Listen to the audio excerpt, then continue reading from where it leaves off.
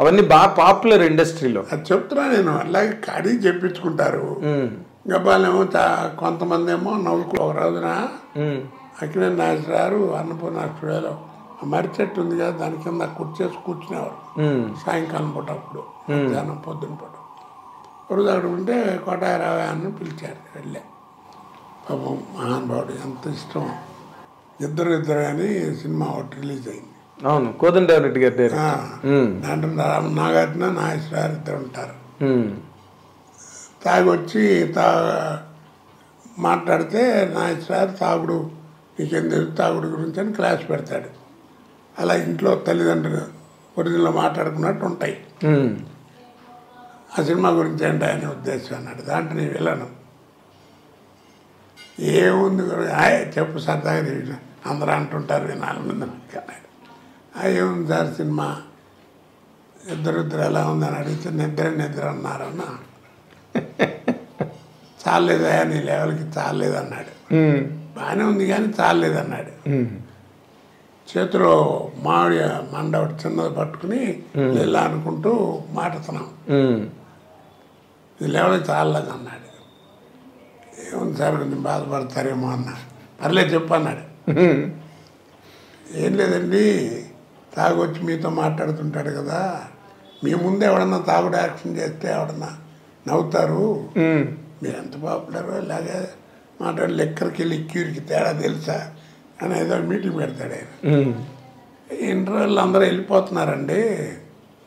వెళ్ళిపోతున్నారు ఏంటి సినిమా వాళ్ళు అది కదండి, వాళ్ళిద్దరూ ఏదో father and Sons family affairs మాట్లాడుకున్నారు, మనం వినటం బాగుండదని వచ్చేస్తున్నాం అన్నారు. అన్నా ఆ చిన్న మామిడి మనకి పేర్లు కొట్టి బయలు చెప్పా నవ్వుకున్నాడు. అలాగే చిరంజీవి గారు కూడా ఎందుకంటే చెప్పేది నాగేశ్వరరావు ఒక ఫంక్షన్లో బ్రహ్మానందం గారు కూడా ఉన్నారు. బ్రహ్మానందం గారు ఫంక్షన్ అది, ఆయనకి అభినందన నాగేశ్వరరావు పెద్ద ఆయన చీఫ్ గెస్ట్ ఏదో మాట్లాడుతున్నా. ఎప్పుడు వెళ్ళలేదు. నాకు పద్మశ్రీ వచ్చినంత ఆనందం వేసింది ఆ రోజు, ఇప్పుడు కొన్నేళ్ల క్రితం. ఇక కోట గురించి ఏం చెప్తాం, బ్రహ్మానందం గారి గురించి కస్తూరి శివరాజు నుంచి అందరితో చూశాను బ్రహ్మానందం గారి దాకా అని ఆయన బ్రహ్మానందం గురించి మంచిగా చెప్పడం మొదలెట్టాడు. అయిపోయిన తర్వాత పక్కనే ఉన్నాడు. ఈ కోట గురించి ఏం చెప్పాలి, ఒకటే ఒక మాట అండి, నో రీప్లేస్మెంట్ ఫర్ హిమ్ అన్నాడు. అంతకంటే ఏం కావాలి చెప్పండి. అలాంటి మహానటుడు ఆ మాట అన్నా అంటే, అక్కినేని నాగేశ్వరరావు అంతటి మహానటుడు నో రీప్లేస్మెంట్ ఫర్ హిమ్ అన్నాడు. మీరు కూడా అలాగే ఫీల్ అవుతారండి? నేను చెప్పాను కదండి, మీకు తెలియదు మీ గురించి. యథార్థంగా భగవంతుడు సాక్షిగా అండి, ఇంతకంటే ఇక అబద్ధమే ఆడినా కానీ పాపమే అది. అదేలేండి. నేను ఎప్పుడు వాళ్ళ క్యారెక్టర్ బాగుందని 10 మంది చెప్తే ఓహో అక్కడ అన్నీ ఎప్పుడు చూసినప్పుడు ఓ సీన్ బాగా చేశానే అని అనుకుంటాను తప్ప, నా అంత నటుడు లేడు, లేకపోతే నేను గొప్ప నటుండి చస్తే మీరు నమ్మండి నా మనసులోకి రాదు అది. అదేలేండి. అదే అందుకే మీరు ఇంత కెరీర్ ఇంతకాలం కొనసాగి ఏదైనా అనండి మీరు నిజం చెప్పాను. అదే ఆ తర్వాత మిమ్మల్ని చిరంజీవి గారు కూడా అడిగారు కదా, ఏదో నా మీద ఏదో జోక్ వేసావంటే చెప్పు నువ్వు అని. ఆయన మీద ఏం జోక్? స్టోర్పురం పోలీస్ స్టేషన్ మీద. అదే 2 అరెస్ట్పురం పోలీస్ స్టేషన్ అన్నాను. అది కేఎస్ రామారావుతోనే అన్నాను. ఆయన కూడా దాకా ఇద్దరు ఉన్నాను విన్నారు. 2 అరెస్ట్పురం పోలీస్ స్టేషన్ ఎట్ట ఉంది అంటే 2 అరెస్ట్పురం పోలీస్ స్టేషన్ అంటే సరే నవ్వుకుంటారు కదా. అంతే అంతే నవ్వు. ఇప్పుడు ధైర్యం కూడా ఉండాలి ఆ మాట చెప్పడానికి. అలా చెప్పాలనే ధైర్యం ఉంది కదా అనేటువంటి మెంటాలిటీ అయితే మనం ఏం మాడుతున్నాం అవతలవాడికి తెలుసు, వాళ్ళు ఎంజాయ్ చేయరు కదా. కానీ ఇప్పుడు మీరు ఇంత సాత్వికంగా ఇంత సహజ సిద్ధంగా మాట్లాడే ఒక పరిపూర్ణమైన వ్యక్తి, నటుడుగా కూడా అందరూ ఒప్పుకుంటారు.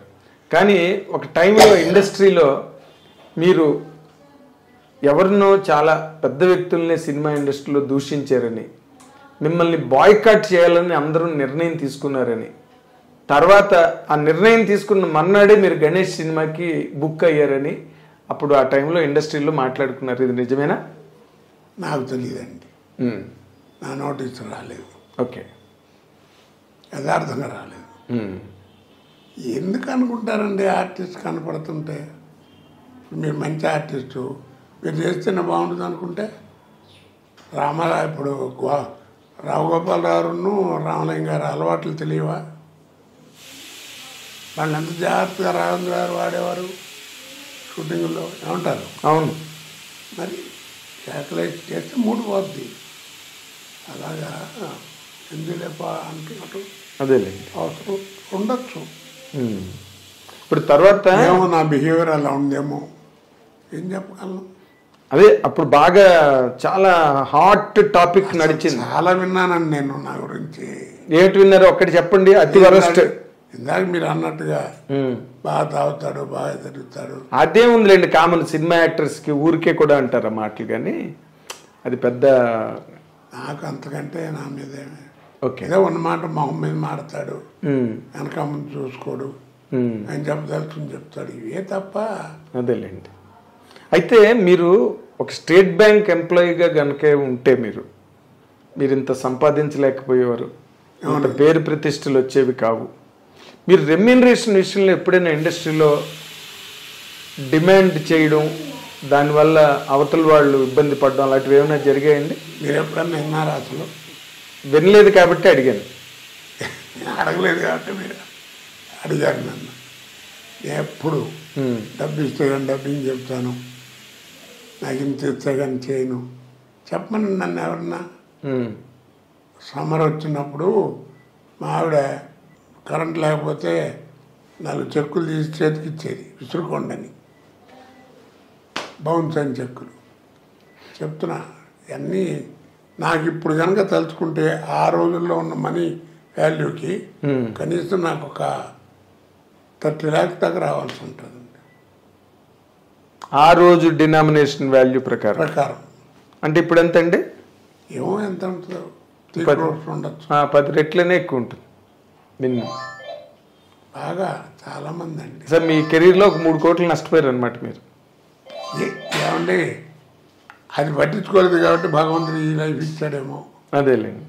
అయితే ఓకే, మీరు 30 లక్షలు చెక్కులు ఇచ్చి విసనకర్ర విసురుకోమని చెప్పేవారు ఆవిడని అన్నారు. కానీ మీరు బాగా సక్సెస్ అయ్యి ఆర్థికంగా బాగా నిలదొక్కున్న తర్వాత మీ జీవితంలో మీరు ఫేస్ చేసిన సందర్భాలు తలుచుకుంటే ఏమనిపిస్తుంది సార్? అరే నాకేదో కష్టం వచ్చిందనుకోండి బాధపడతా. అరే ఇంతమందికి సహాయం చేసాం, ఇంత చేసాం, భగవంతుడు ఎందుకు నన్ను ఇబ్బంది పెడుతున్నాడు, ఏం తప్పు చేయలేదే, నేను చెడిపోయిన వాళ్ళతో తిరిగానేమో కానీ నేను ఎవరిని చెడగొట్టలేదు అనే తత్వం నాది. నా బిహేవియర్ కూడా అలాగే ఉంటుంది. ఎంతమందికి నా ఫ్యామిలీ లైఫ్లో కానీ నా ఫ్యామిలీ మెంబర్స్కి కానీ ఇన్ని lakhs of rupees ఖర్చు పెట్టాను.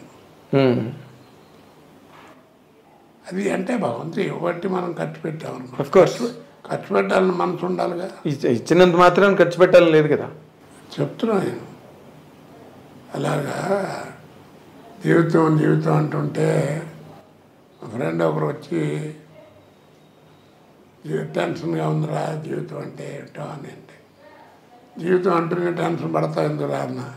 అదేంటి అన్నాడు, దాంట్లోనే అర్థం ఉందన్న, జీవితం అనే పదంలోనే అర్థం కూడా ఉందన్న.